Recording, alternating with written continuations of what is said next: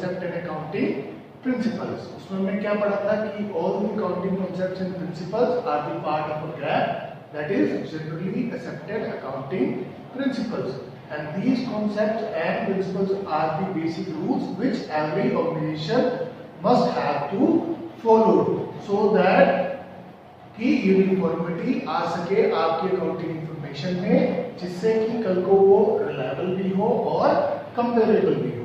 ठीक, तो इसमें सबसे पहले जो हम स्टार्ट करेंगे वो हमारे अकाउंटिंग कॉन्सेप्ट्स और असम्पशंस। अब असम्पशंस या कॉन्सेप्ट क्या है?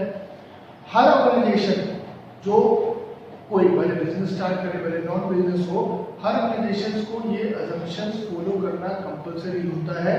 इसी की वजह से अकाउंटिंग में यूनिफॉर्मिटी आ सकती है। ये वो बेसिक 3 असम्पशन है, टोटल में 3 असम्पशंस है जो हर ऑर्गेनाइजेशन को फॉलो करने होते हैं जब वो अपना वर्क स्टार्ट करेगी। क्लियर हो गया? तो असम्पशंस क्या है? These are the accepted accounting basic rules. Assumptions क्या है? बेसिक रूल्स है on the basis of which financial transactions are recorded in the books of accounts and financial statements are prepared। तो financial transaction जितनी भी records होती है books में and उसके बाद फाइनेंशियल स्टेटमेंट प्रिपेयर्ड होती है, वो अकाउंटिंग असम्पशंस के इन बेसिक रूल्स के ऊपर होती है। इसका मतलब कि जितने भी अकाउंटिंग असम्पशंस हैं वो आपके बेसिक रूल्स हैं जो आपकी हेल्प करते हैं recording the financial transactions and preparation of the financial statement. इतनी बात समझ में आई? अब इसमें जो हमारा सबसे पहला कॉन्सेप्ट ये है, सबसे पहला असम्पशन है, that is going concern concept या गोइंग कंसर्न असम्पशन। अब ये क्या है? सबसे पहला असम्पशन हर ऑर्गेनाइजेशन के लिए ये होता है कि जब वो स्टार्ट करेगी तो उसको अपने माइंड में लॉन्ग टर्म के लिए प्रोस्पेक्ट लेके चलनी है, ना कि आज स्टार्ट करा 2 साल बाद तो बिजनेस बंद कर देंगे। हमने बिजनेस इसलिए स्टार्ट करा कि 2 साल के बाद हम बंद कर देंगे, 1 साल के बाद बंद कर देंगे, 3 साल के बाद बंद कर देंगे। तो कोई भी ऑर्गेनाइजेशन जो ओपन होगी वो इस प्रोस्पेक्ट के साथ होगी कि उसे लॉन्ग रन में काम करना है। ठीक, तो सबसे पहला कॉन्सेप्ट है going concern. This concept state that business is a going concern and we should never assume shut down the business in near future। क्या कह रहा है कॉन्सेप्ट कि हमारा जो बिजनेस है, अरे नॉट बिजनेस, जो भी हम करने वाले हैं उसका कभी भी हम शट डाउन एज्यूम नहीं करेंगे कि हमने 2 साल के बाद या 3 साल के बाद बंद कर देना है। ठीक, एंड कभी भी फ्यूचर में उसको बंद करने की नहीं सोचेंगे। ठीक, इसका मतलब हम लॉन्ग रन के हिसाब से चलेंगे। And on the basis of this concept, इसी concept की वजह से fixed assets are recorded in the books at their cost price less estimated depreciation। इसी concept की वजह से fixed assets हमेशा cost price में से depreciation माइनस करने के बाद रिकॉर्ड होते हैं, ना कि उनकी रियलाइजेबल वैल्यू पे। अब आपको वो ये क्या है? एग्जाम्पल के तौर पे आपने एक मशीनरी परचेज करी जिसकी वैल्यू है ₹1 लाख। इस साल आपने यूज करी, इस साल यूज करने पे उस पर डेप्रिसिएशन लगा ₹10,000। तो नेक्स्ट ईयर वो मशीनरी कितने की रहेगी? 1 लाख माइनस 10,000, ये हो गया 90,000। तो बुक्स में आपको कितना रिकॉर्ड करना है नेक्स्ट ईयर? 90,000 इस कॉन्सेप्ट के हिसाब से। अब अगर ये कॉन्सेप्ट फॉलो नहीं करते, सपोज उस मशीनरी की आज की डेट में मार्केट वैल्यू 1,50,000 है और अकाउंटेंट ने क्या करा, वो 90,000 वाली मशीनरी को रिकॉर्ड कर दिया आज की मार्केट वैल्यू पे जो है ₹1,50,000। तो इसका मतलब क्या मान के चले कि वो बिजनेस लॉन्ग रन तक नहीं चलाना पा रहे। इसीलिए गोइंग कंसर्न कॉन्सेप्ट कहता है कि आपको जितने भी फिक्स्ड एसेट्स रिकॉर्ड करने हैं वो कॉस्ट माइनस डेट जो भी वैल्यू आएगी उस पर रिकॉर्ड करने हैं, ना कि उनकी रियलाइजेबल वैल्यू पे, मार्केट वैल्यू पे जो आज की डेट में है। क्लियर हो गई थी बात? ये कॉन्सेप्ट की वजह से ही ऐसा होता है। एग्जांपल से समझते हैं। Suppose mister Amar records fixed assets in the balance sheet at their realisable value. Mister Amar ने fixed assets record balance sheet में किस पे करे? रियलाइजेबल वैल्यू पे, कि आज की डेट में वो 1.5 लाख रुपए की है, and not at historical cost less depreciation, ना कि उसकी कॉस्ट जो कितनी थी 1 लाख माइनस 10,000 की डेप्रिसिएशन 90,000 की रिकॉर्ड होती थी करी कितने की? 1,50,000 की। He is violating which concept of accounting?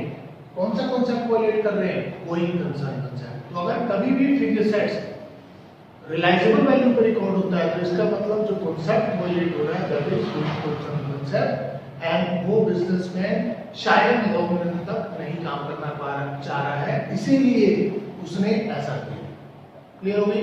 तो सबसे पहला जो कॉन्सेप्ट या असम्पशन होता है कि हर बिजनेसमैन को अपने बिजनेस का कभी भी शेड्यूल एज्यूम नहीं करना है, उसको फ्यूचर लॉन्ग टर्म तक काम करने के लिए ही बिजनेस स्टार्ट करना है। और इसीलिए फिक्स्ड एसेट्स हमेशा कॉस्ट माइनस डेप्रिसिएशन में रिकॉर्ड होते हैं, ना कि उनकी रियलाइजेबल वैल्यू में। क्लियर हो गई थी बात? नेक्स्ट सेकंड जो आपका कॉन्सेप्ट है दैट इज कंसिस्टेंसी कॉन्सेप्ट या कंसिस्टेंसी असम्पशन। अब ये क्या है? कंसिस्टेंसी कॉन्सेप्ट कहता है कि जो भी आप रिकॉर्डिंग का मेथड यूज कर रहे हैं इस साल, अगले साल भी वही मेथड रहे और उसके अगले साल भी वही मेथड रहे। ऐसा ना हो कि इस साल मेथड कुछ और यूज कर लिया, अगले साल मेथड कुछ और यूज कर लिया।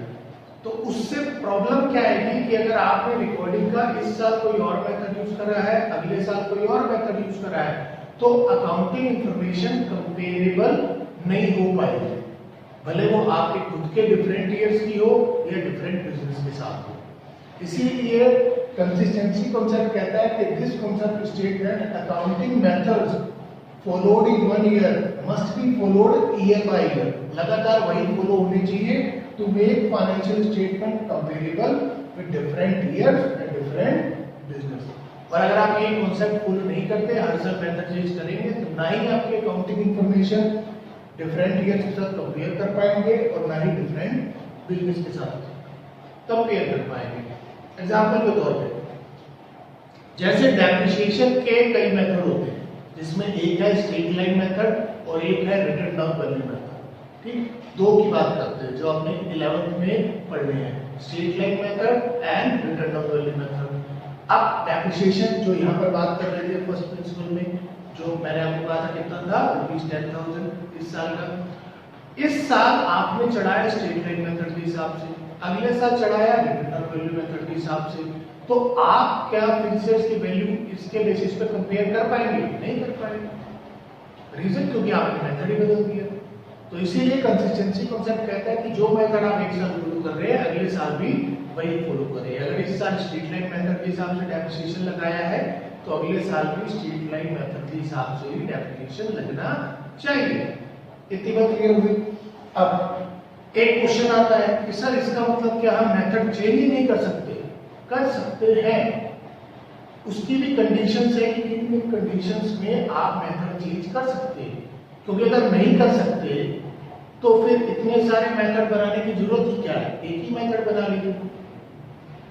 अगर हम मेथड चेंज नहीं कर सकते तो फिर इतने सारे मेथड की जरूरत ही क्या थी? एक ही मेथड से काम चला लेते हैं। कर सकते हैं, किन किन कंडीशन में कर सकते हैं? अकाउंटिंग मेथड और policy can be change if there is change in the law में चेंज आ गया, उन्होंने कहा मेथड चेंज करो तो करना पड़ेगा, पहली वजह।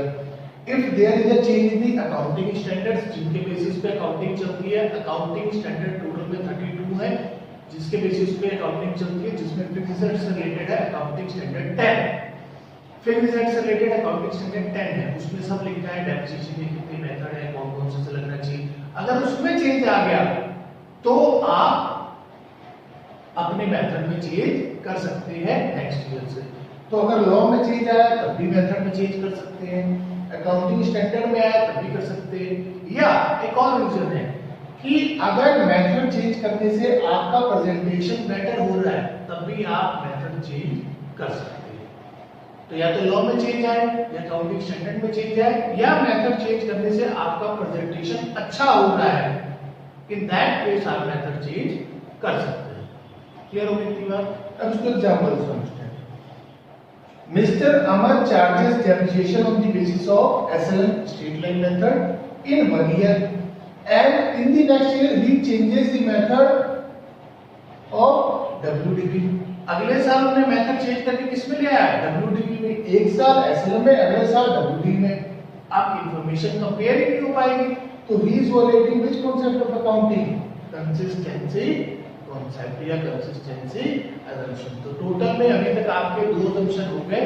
इसमें पहला था गोइंग कंसर्न, जो क्या कहता है कि जब भी आप बिजनेस रन करें तो वो इस हिसाब से करें कि आपको लॉन्ग टर्म तक काम करना है, ना कि शॉर्ट टर्म तक। इसी वजह से जो भी फिक्स्ड एसेट्स आपकी बुक्स में रिकॉर्ड होते हैं वो हमेशा कॉस्ट माइनस डेप्रिसिएशन पे होते हैं, ना कि उनकी रियलाइजेबल वैल्यू पे।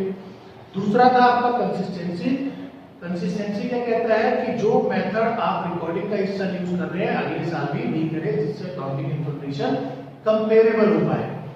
चेंजेस करना पॉसिबल है अगर लॉ में चेंज आया है, अकाउंटिंग स्टैंडर्ड में चेंज आया है, या उससे आपकी बेटर प्रेजेंटेशन हो रही है। अदरवाइज चेंज करने की कोई भी रिक्वायरमेंट नहीं है। क्लियर हो गई की बात? दोनों assumptions क्लियर हो गए? Thank you.